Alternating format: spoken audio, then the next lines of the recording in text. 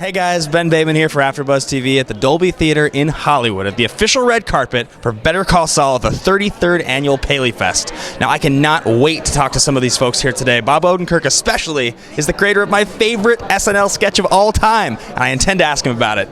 So we'll see you guys after the carpet. Thanks for stopping by. Ben Bateman, AfterBuzz TV here with the creators of the best show on TV, Vince Gilligan and Peter Gould. You're off to a good start. Yes. You have excellent taste. Yes. Thank you. Thank you. So guys, question number one, why do people like watching a train crash in slow motion so much? What is it about Saul that people just can't take their eyes off? What is it about? It is something about. Would you describe his life as being a train wreck?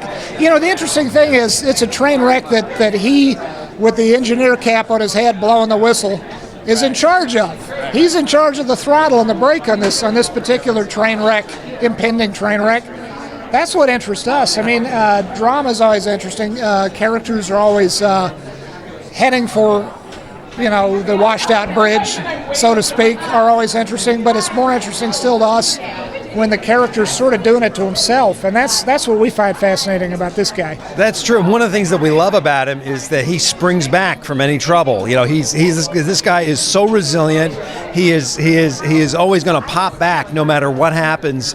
And you want to test that. You want to see how much actually can he take. Yeah. And we're going to find out this season. Oh yeah. So it obviously has taken both of you guys an incredibly long time in your careers to get to this point. You've done so many cool things and such incredible shows. Were you worried when you launched Saul with the success of Lone Gunman back after X-Files that you compared the two a little bit?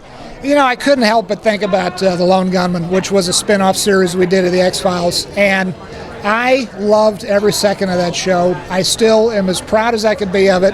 I still think it didn't quite get its due. We did 13 episodes of that show. We were exhausted afterward because we had done a season of the X-Files simultaneous with doing a season of...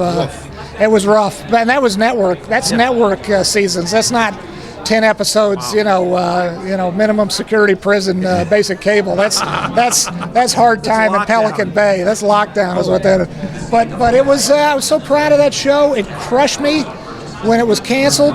I still would put it up against any other show or any other spinoff around. And yes, I did think, oh man, am I ready to put myself through that emotional ringer again?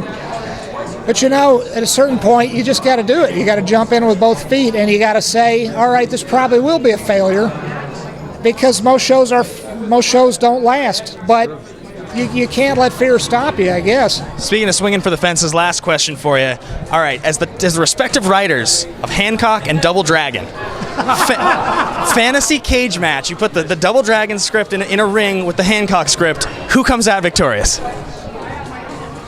Wow.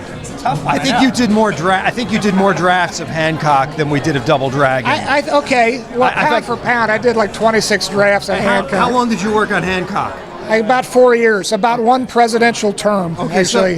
So we worked on Double Dragon, I would say probably 3 weeks.